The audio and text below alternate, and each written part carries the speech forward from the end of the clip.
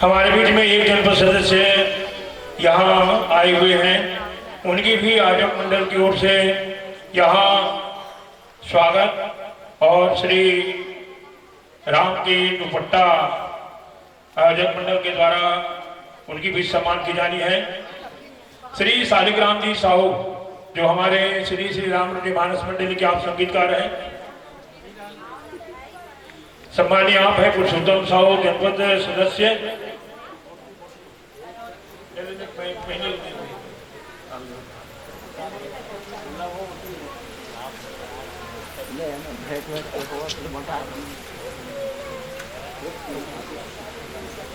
हमारे बीच में बहुत ही ऊर्जावान दरबा फंजेंद्र साहू समाज के अध्यक्ष आप पुरानी निवासी हैं कमलेश साहू, उनका भी आदरणीय शालिग्राम जी मैं निवेदन चाहूंगा कि आप एक राम दुपट्टा और श्रीफल से सम्मानित करें।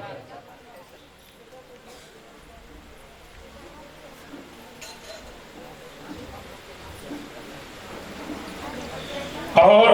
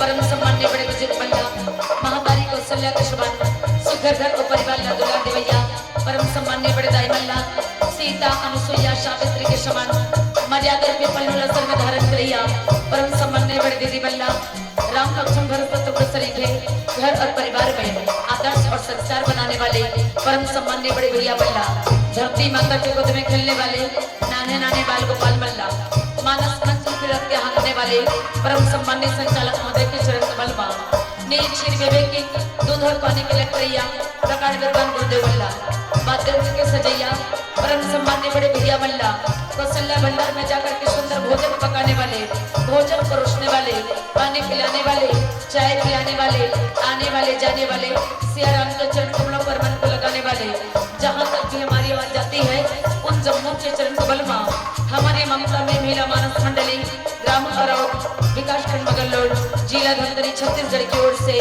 कोटि सह प्रणाम है, प्रणाम है, प्रणाम है।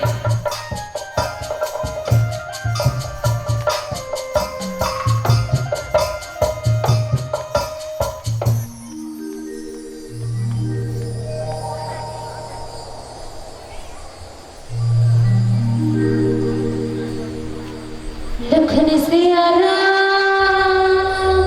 चंद्र संग हरिओ सात जन्म के तय मूल महतारे मैं तुरली का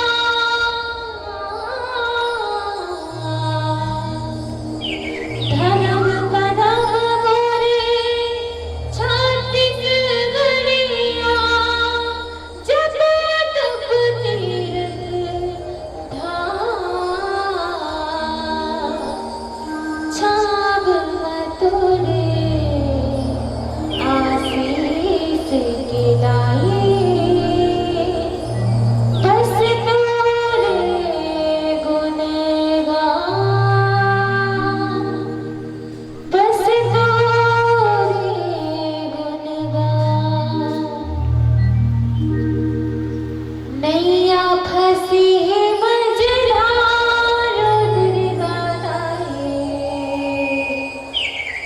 आके लगा दे बेड़ा पार हो।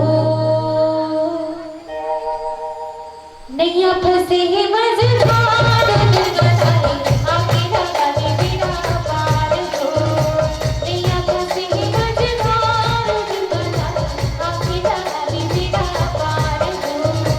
रोने से नहीं का तोरे दुलारे, रोने से नहीं का तोरे दुलारे, आनंद भावे गुमान आके लगा दे बेड़ा पार हो। नैया फंसे है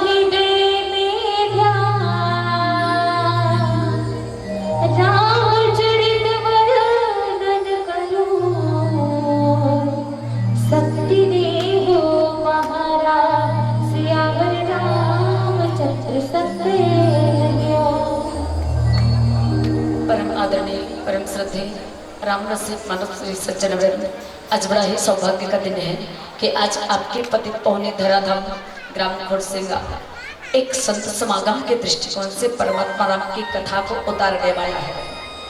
परमात्मा राम का आशीर्वाद आप हम सबको मिला है, तभी तो वक्ता से श्रोता बने।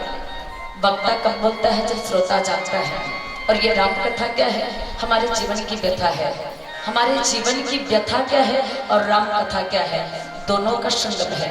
जी राम कथा वो संकेत है जिनके माध्यम से मानवीय जीवन क्या, जीव जंतु पशु पक्षी समस्त जीवों का उद्धार हो जाए, जिन कथा के माध्यम से समस्त जीवों का कल्याण हो जाए, वही तो राम कथा है जो हमारे जीवन की सारी व्यथा को समाप्त कर देते हैं। परमात्मा राम कौन है? परमात्मा राम भगवान है। आप हम सभी लोग जानते हैं। क्या सचमुच में वो भगवान था? अगर ये भगवान था तो उस भगवान की ऐसी कौन सी मजबूरी आन पड़ी जिनके कारण से परमपिता परमेश्वर राम को भगवान होने के बावजूद भी इस धरती लोक पर अवतार लेकर के आना पड़ा? क्यों आए परमात्मा राम? शास्त्रों में भी उल्लेख है और कहा भी गया है कि जब जब हुई धर्म की हानि, बाढ़ असुर अधम अभिमानी, तब तब प्रभुधरि विविध शरीरा और हरिनाथमम सज्जन पीड़ा। जब जब भी इस धरती लोक पर पापाचार को, अत्याचार को बढ़ावा मिला, तब तब उस परमात्मा राम को कोई ना कोई रूप में अवतार लेकर के इसी धरती लोक पर आना पड़ा और धरती लोक से समूल पाप का नाश करना पड़ा। ऐसे ही अभिमानी रावण का आतंक दिनों दिन बढ़ते जा रहा था। इतना बढ़ा कि 14 भल के समस्त देवी देवता जो है थर थर कांपने लगे थे।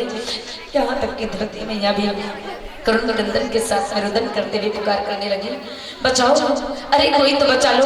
रावण का पाप इतना भयंकर है, मैं समस्त जीवों के भार को ढो सकती हूँ, लेकिन केवल रावण का पाप इतना ज्यादा भारी है कि उनके बोझ से मैं लदी जा रही हूँ, दबी जा रही हूँ, कोई तो बचा लो। ऐसे कहकर धरती में रोते हुए पुकार करने लगी। अभिमानी रावण देखो तो वह, अरे मैं इतना बलशाली हो गया, इतना प्रतापी हो गया कि 14 भुवन के समस्त देवी देवता जो है मुझे देखकर थर थर कांपते हैं। मुझे देखकर यहाँ तक कि धरती मैया भी डर के मारे भगने लगी है। मैं वो बलशाली महाप्रतापी लंकाधिपति राजा रावण हूँ, लंकाधिपति राजा रावण।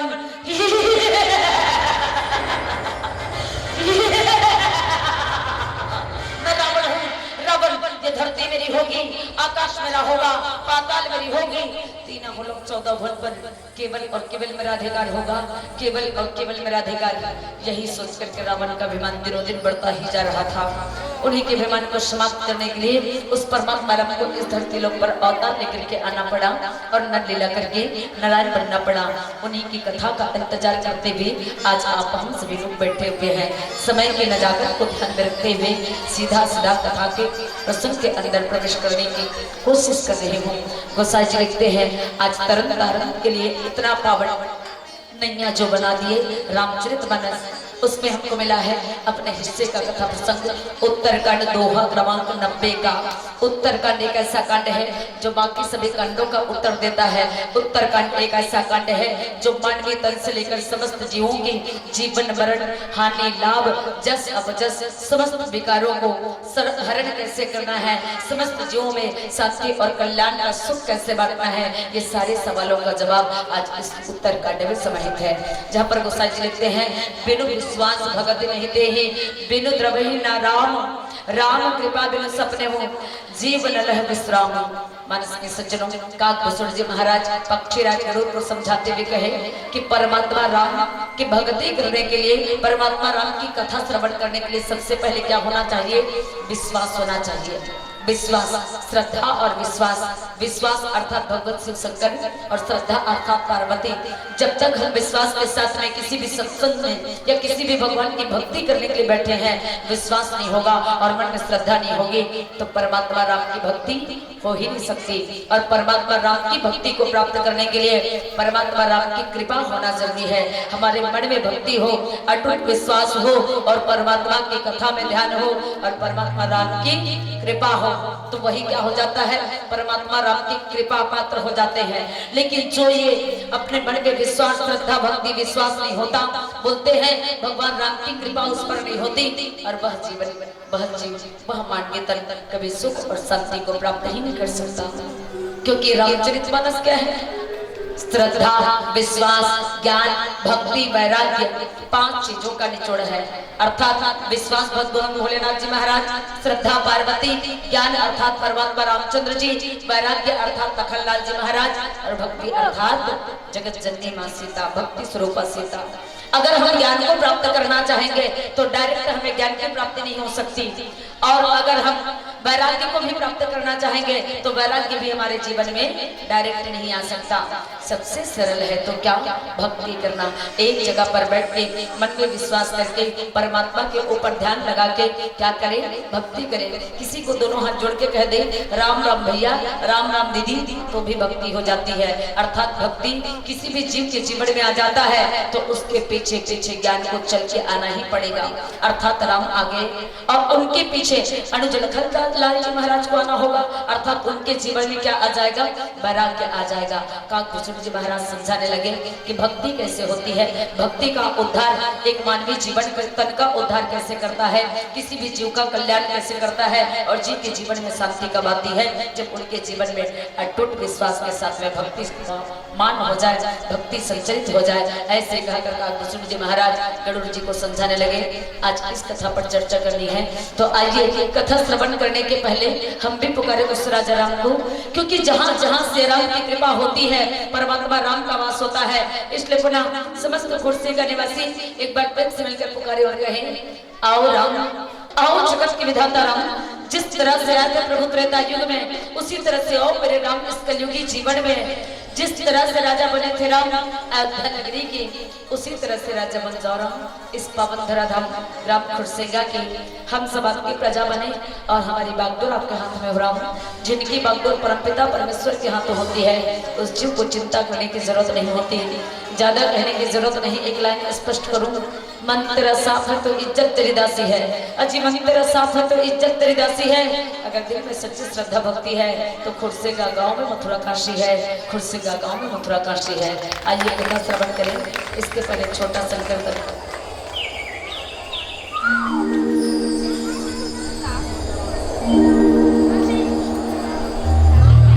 लखन सिया रामचंद्र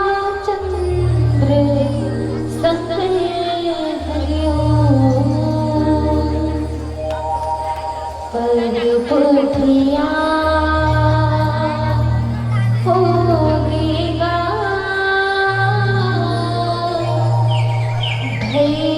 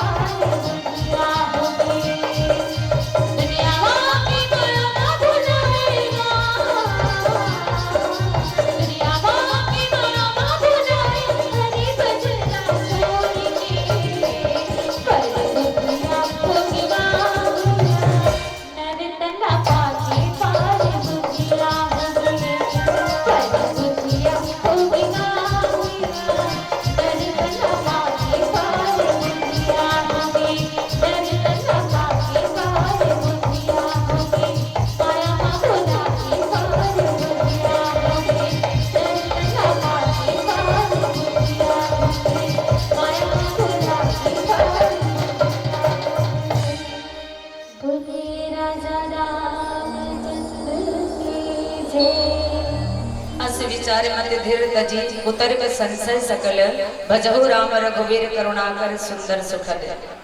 किसको बता रहे हैं? पक्षीराज गरुड़ को काकभूषण जी महाराज कहे कि हे गरुड़ जी, मन में तर्क को तर्क नहीं करना चाहिए। भगवान की भक्ति करनी है तो मन में श्रद्धा और अटूट विश्वास होना चाहिए, तब हमारे जीवन के संदेह का निवारण होता है। पक्षीराज गरुड़ काकभूषण जी महाराज के पास में क्यों गए? क्योंकि पक्षीराज गरुड़ के जीवन में भी संदेह हो गया। कैसे?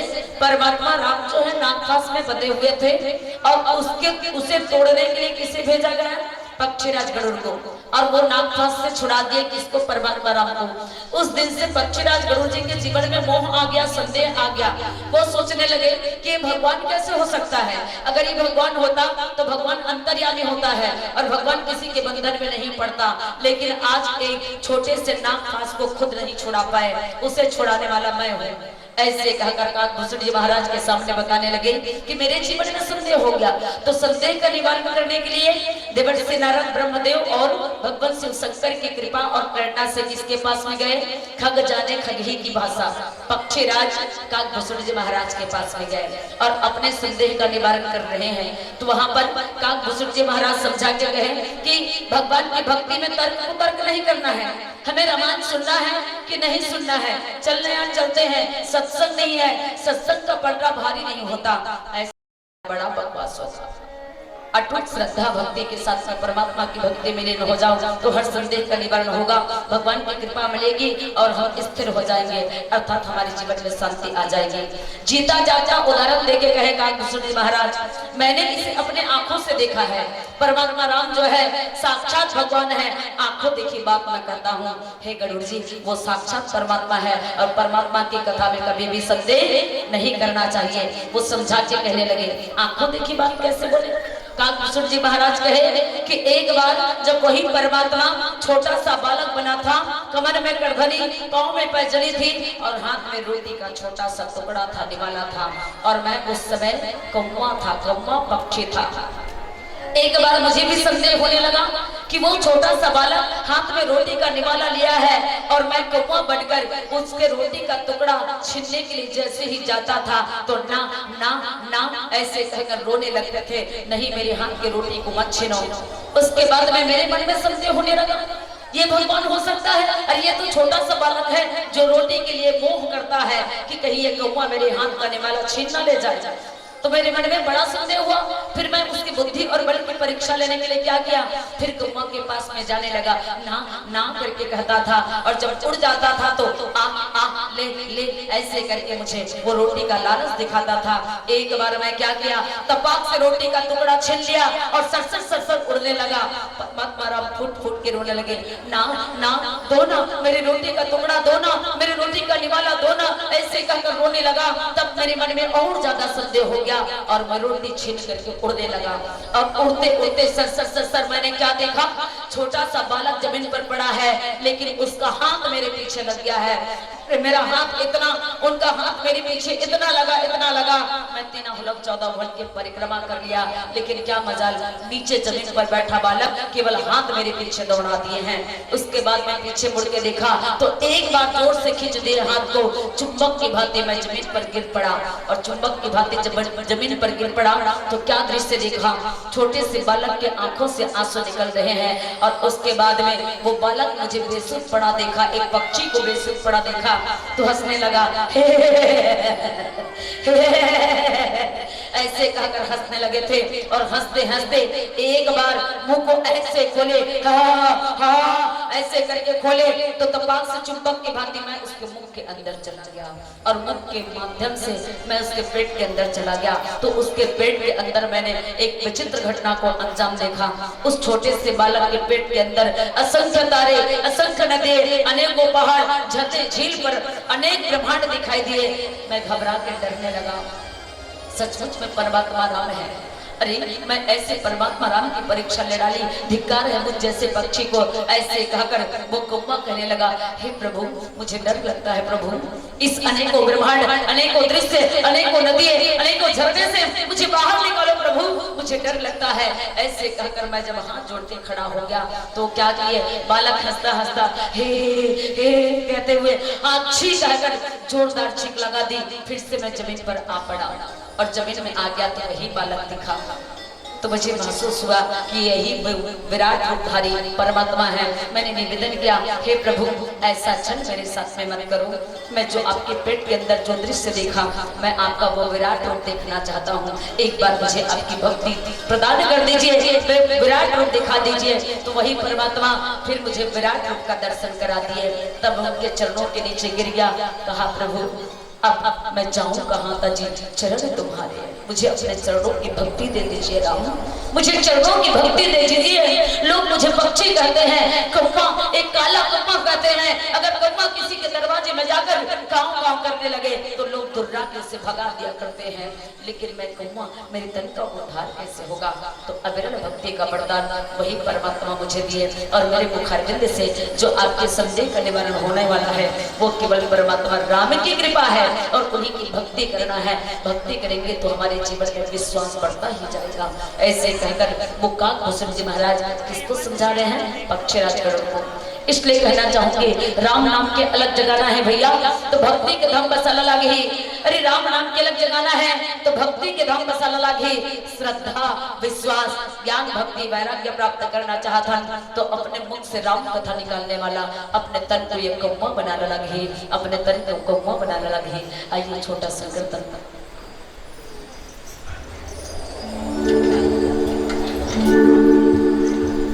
लखन से आराम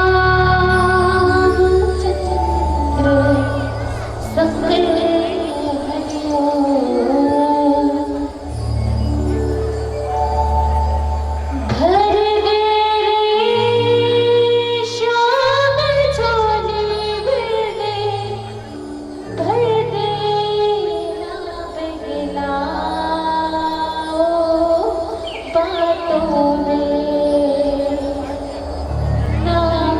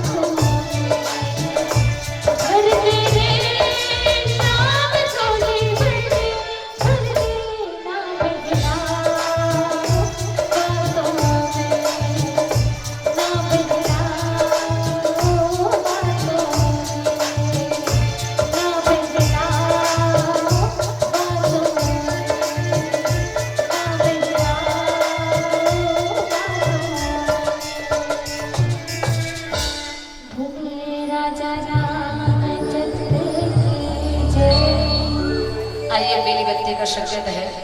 वाकई में कहे कि परमात्मा राम की महिमा, उनके नाम की महिमा अनंत है, अपार है। हजार मुख वाले शेष जी भी ला कर अपने वाणी को विराम कर दिए। तो काकभूषण जी महाराज कहे कि परमात्मा की भक्ति में कोई भी प्रकार का संदेह बिल्कुल नहीं होना चाहिए। केवल श्रद्धा विश्वास के साथ में परमात्मा की भक्ति करो, हर संदेह का निवारण होगा और हमारे जीवन में शांति आएगी। ऐसे कहकर संकेत किए। तो आइए एक अंतिम भजन संकीर्तन करें, फिर आप सबों से सादर विदा।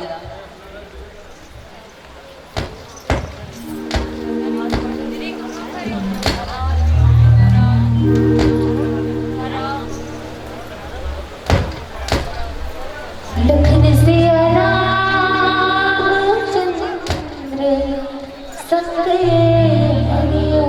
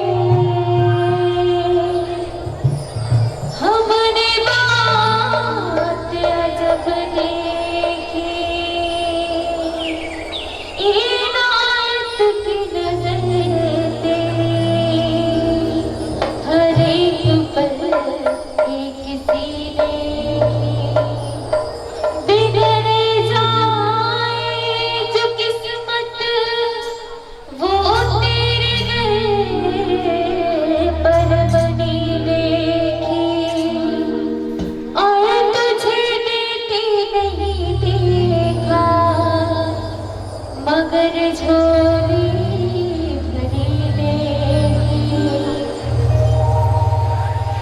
दिल में तो राम नाम की जरा ज्योति जला के देख, आएंगे मेरे राम जी। ओ